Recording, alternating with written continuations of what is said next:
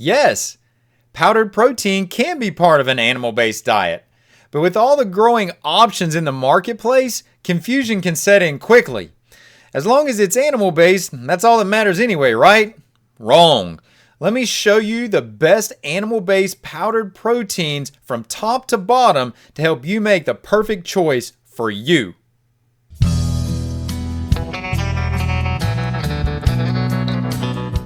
Protein powders can be part of a complete diet, including an animal-based. With a long list of benefits, it makes you wonder why this was even a question. And that leads us to picking the best option or options for you. Now make sure you stick around for the entire list. I have one on here that almost no one talks about. But before we get started, let me introduce myself. I'm Arland Hill. I'm a regenerative rancher that helps those interested in animal-based products streamline where and how to find the products that they really seek. It would be difficult to start a conversation about animal-based protein powders without acknowledging what the benefits are of using a protein powder. Why should they even be considered in a dietary pattern that otherwise is whole foods? Well, there's quite a few reasons actually, and let me just share a few of these with you. So one is that it can be an easy way to help meet your protein requirements, especially if you're just getting started and you're having difficulty being able to meet those requirements. This can be a fast way to make up the difference, especially towards the end of the day when the calculations for total protein are just not leaning in your favor later on. It's also really easy to consume powdered proteins post-workout. They just seem to go down easier at that particular time.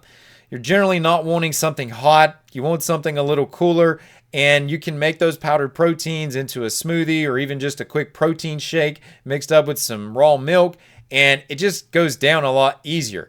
Summertime's another great example of this.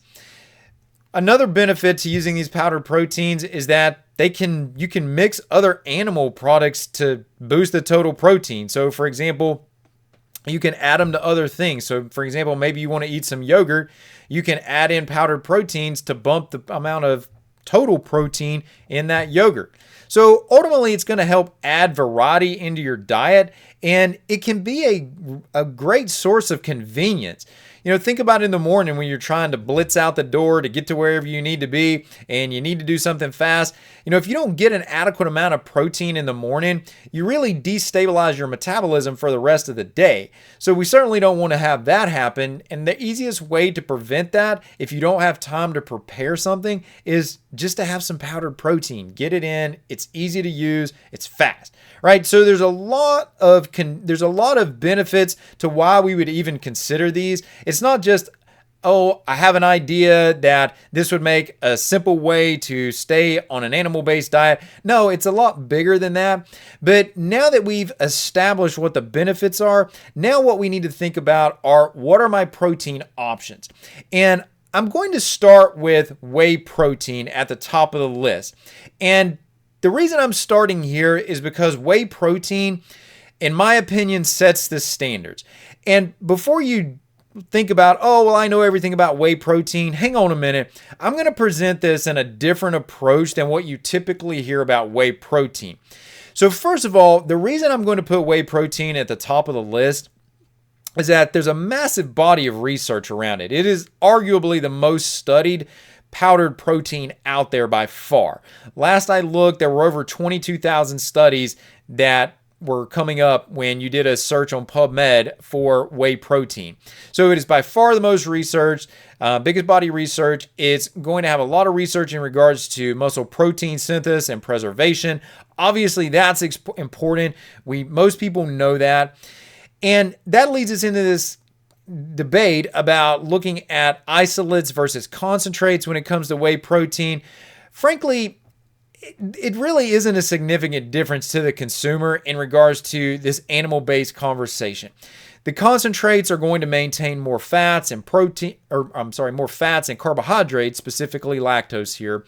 Whereas when you look at an isolate, that's going to focus more on the protein. It generally has a little bit more protein in there per serving.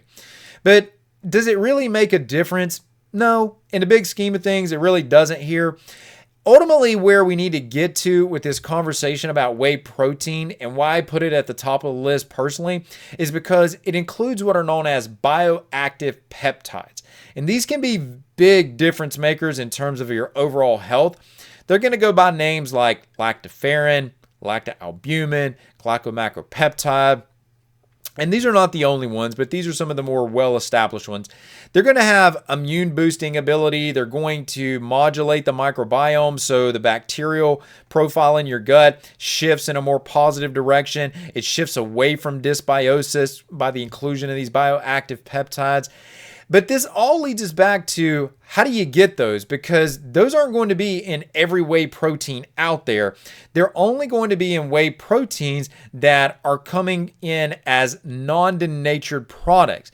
So they're not going to be heated to a high enough level to damage those bioactive peptides. And as such, those bioactive peptides remain in the product. Now, if a product has these bioactive peptides in them, they will be stated on the label. And I want to acknowledge that the majority of these products in the marketplace don't have these on the label. So let that illustrate what you're getting out there for the most part in the marketplace.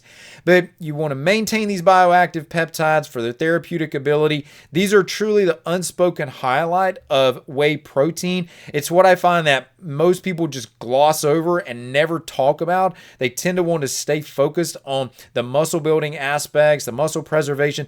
And listen, those are great aspects. The high glutathione production ability, the glutathione precursors, high glutamic acid, those are all great points about whey protein. And those are all additional reasons that I like it. But these bioactive peptides, these are where we harness the therapeutic value or additional therapeutic value when it comes to whey protein.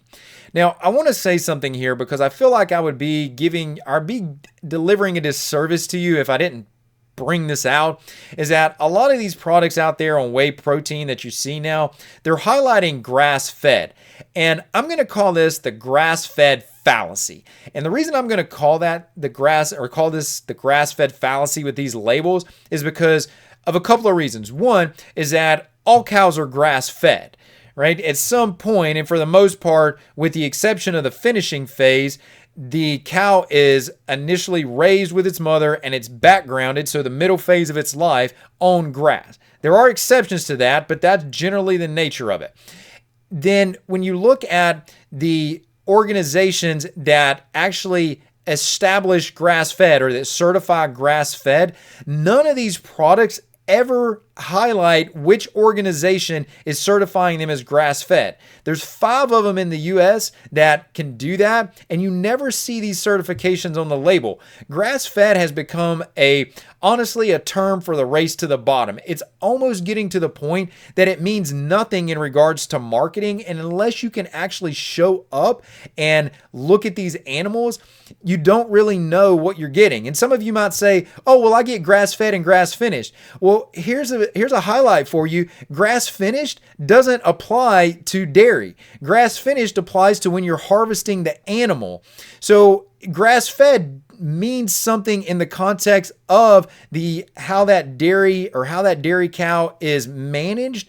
But again, unless you're going and looking at the farm, none of these products that are out in the marketplace are giving you any level of transparency about what they're putting on their label. So I wouldn't put any stock in that whatsoever. These statements are meaningless. And if you want to do a deep dive on that, take a look at this card up on the screen right now where I did an extremely deep dive into this conversation.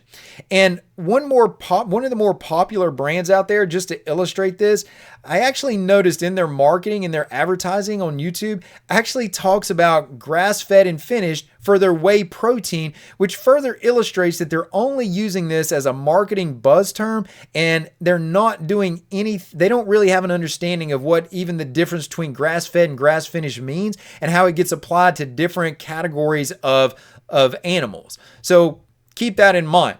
Something else I'm noticing out there is that a lot of these products that are popping up for whey protein and even beyond whey protein are making these statements about third-party testing.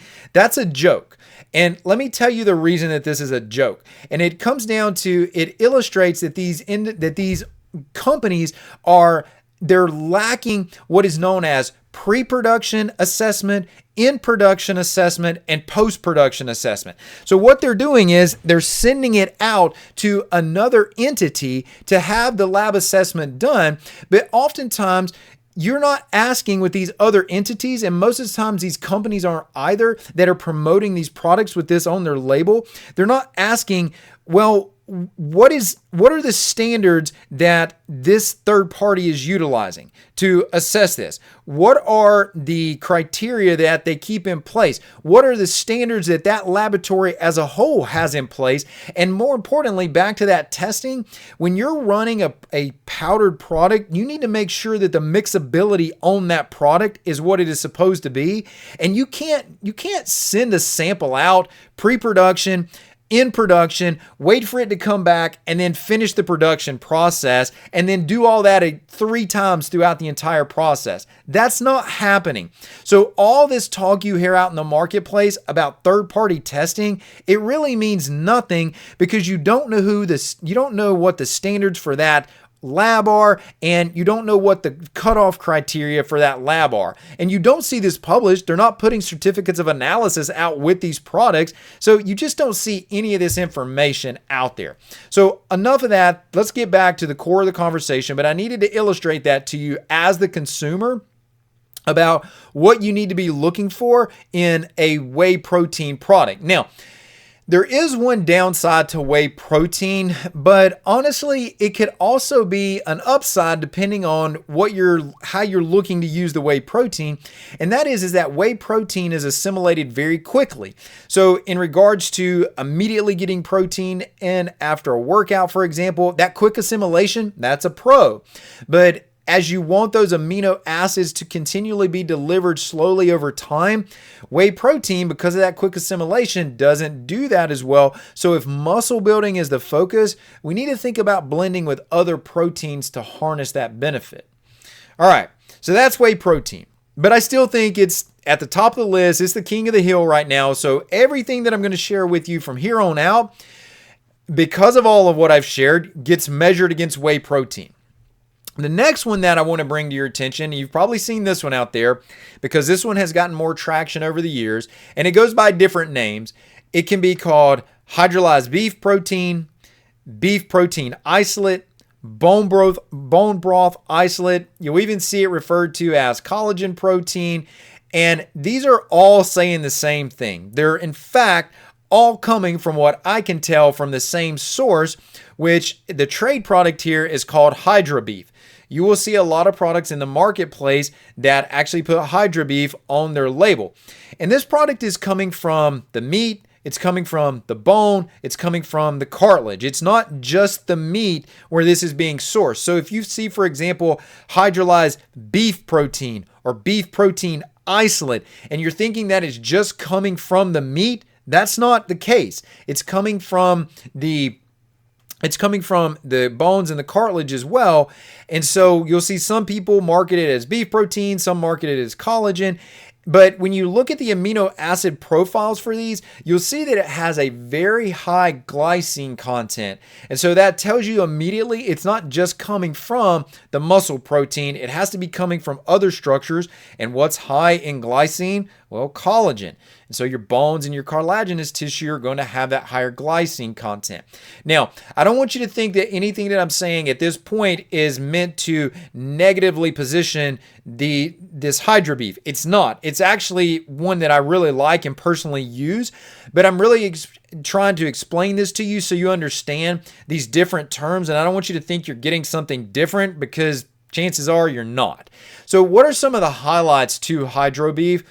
And what again gets called beef protein isolate, just kind of as a summary term here, is some of the highlights is that it's going to have your collagen peptides in there. They're again coming from the bone and the cartilage. It does have a high branch chain amino acid content, which is coming from the muscle and the meat. So you get a blend of really the best of both worlds here. And it's going to be, because of those things, it's going to aid in recovery. So if you put in a hard workout, or you've been out there working outside all day and you feel kind of beat up and you just want to cool off, at night and get something in quick, this can be a great option to be able to do that. And it can be something that acts as a good combination to whey protein to be able to sustain that delivery. So again, when I talked about that downside of whey protein being both a pro and a con actually of the quick assimilation, if you combine it with Hydrobeef, then you actually begin to smooth out that curve of delivery of the amino acids, and it becomes a more steady curve versus just that quick spike and then drop off. It becomes more of a sustainable delivery of the amino acids in the protein. It's also, if you do truly have an issue with dairy, it is a dairy-free option, so it meets the animal-based model, but it is dairy-free. So if that fits for you. And again, same thing here. Some are going to state that this is grass-fed, but this I have even better example for you here beyond even what I shared with you about whey protein. You can actually look at the supplier page on this, and the supplier does not note that on their website. They say that it's hormone-free, but in terms of grass-fed, they're not showing you any certifications. They don't even state it on the supplier website. And again, guys, remember, all cows are grass-fed, so this is becoming a very watered-down term. All right, that's Hydrobeef. That leads us over pretty easily into collagen peptides. All right, collagen peptides are good at being able to bolster your total protein intake.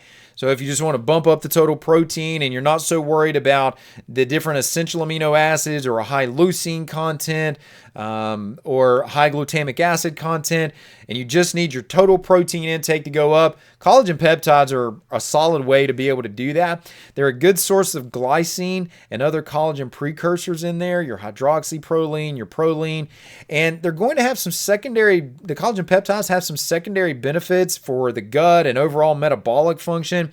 Some of the things that we see with metabolic function, like changes in lipid, there's actually studies out showing positive benefits on markers associated with metabolic dysfunction by the ingestion of collagen peptides. The key on this is that you've got to consume enough of it. Generally, those studies are going to be in the 15 to 20 gram range. So the small amounts that you often see delivered in a single serving of a lot of products, well, that's just not going to get you there. And collagen peptides are one that easily is stated as being beneficial across the lifespan. It does lack your bioactive nutrients like what you find in whey protein.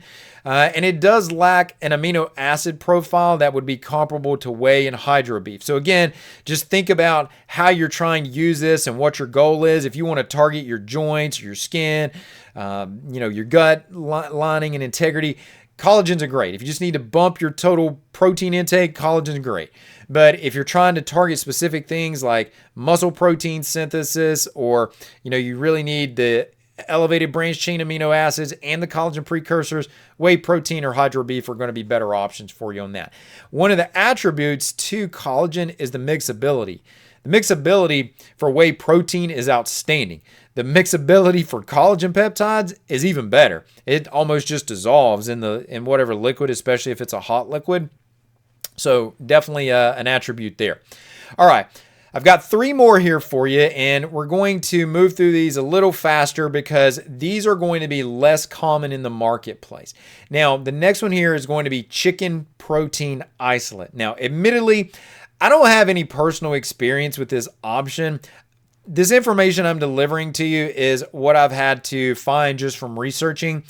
And this is a byproduct of the food industry. And so when they're making commercial broths and you have the proteins that are left over, this is a way for them to utilize those proteins. And from that, they can make isolates, they can make concentrates, they can make hydrolyzed options, terms very similar to what you hear with whey protein.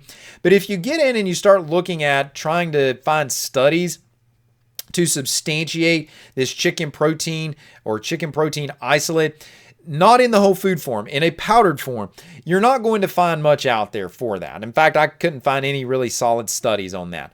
I would expect that there would be a reasonable amino acid profile, given that it's coming from the meat and the bones there. So I would expect it to be reasonable, but the problem here in my eyes is that these are not going to be from regeneratively pasture raised animals, and that's an even more important conversation in poultry than it is in cattle. It means a lot more. That conversation means even more when it comes to chicken than it does with beef. Beef have some resiliency built into them in terms of their rumen capabilities. You just don't find that with an animal with a monogastric system that is completely different than a cow in a chicken. Chickens just are much more simple when it comes to their digestive system. So the chicken option exists as a powdered protein, but I can't tell you much about it personally. Egg white protein, this one was one that was used a lot more in the past, your egg white protein powder. It was used a lot more in the past. It was more common. I've even used it personally in the past, not with any great degree of frequency, admittedly, but it does have a good amino acid profile. Of course, egg whites have a really good amino acid profile. There are some bioactive peptides in egg whites, things called ovotransferrin, lysozyme, but those are probably not going to be in these powdered proteins, just because these powdered proteins, in the way that they're processed at higher heats, you've likely seen the deterioration of those bioactive peptides like you would if you were eating the whole eggs. I generally don't recommend this one because, frankly, I like whole eggs a whole lot better here, either duck or chicken, and I just tend to lean in that direction. Eggs are really fast to prepare, so that whole convenience component is not quite as significant when you're talking about an egg protein powder option, an egg white protein powder option. It's easy to ingest a large quantity of eggs to meet your protein requirements, and you can mix eggs up into things pretty easily. So a lot of the attributes that you get from a protein powder that are not possible with other sources, that's not necessarily the case when it comes to eggs. So the other question here is, just like with the chicken protein powder option, is what about your quality? Now, I did mention to you that I had one source that most people aren't going to talk about, and that source is Cricket Protein. Now, I put Cricket Protein on the animal powdered protein list, but is it an animal protein? It's a living organism, and it's not a plant protein, so it seems to fit. But the question is, well, how does it compare? Well, I found one study that really sums this up. And actually, believe it or not, there's a decent amount of studies out there on Cricket protein powder. So for what that's worth. And aside from all the geopolitical issues associated with this, just push all that aside. I'm not interested in having that conversation around this. I understand what they are, but just push all that aside, okay? So when you compare it against whey protein, this study really summed it up nicely, and this is a very recent study here in 2024. It says Cricket protein exhibited a gradual increase in digestibility during intestinal digestion, reaching nearly 80%, whereas whey protein digestibility surpassed 97%. All right, you guys can certainly see why I put whey protein at the top of the list here. But it goes on to note that despite the lower digestibility of Cricket protein compared with whey protein, it remains sufficiently high for consideration as a valuable protein source. So, maybe if things really go awry, well, Cricket protein powder might be our option to stay animal-based, guys. So after hearing this information, which protein would you choose? I'm sure there's probably one I missed. And if so, you know what? There's a lot of options out there. Tell us all about it in the comments section. And as for the list, well, whey protein started our conversation as king of the hill. It's the protein to beat. And as I review this information again, whey protein is still the top pick on my list personally. Does that mean that the others are bad? Absolutely not. It just means that they all have their unique individual place. Like I mentioned, I use other proteins on this list. The hydro beef, the collagen peptides, I use those from time to time as well. So remember, when you're trying to choose the single best option, well, if I've only got to pick one, it's going to be whey. But the point of this is that all these powdered proteins in an animal-based context, they can all give you flexibility while keeping you animal-based. So that's really the goal. Oh, and now that you understand this animal-based powdered protein and you want to help the rest of the family, maybe they need to continue to move into an animal-based direction, especially your kids, well, here's another video I made just for you to help you out. Oh, and lastly, if you're looking for local animal-based products, visit HarvestHillsRanch.com, where transparency and truth reign true.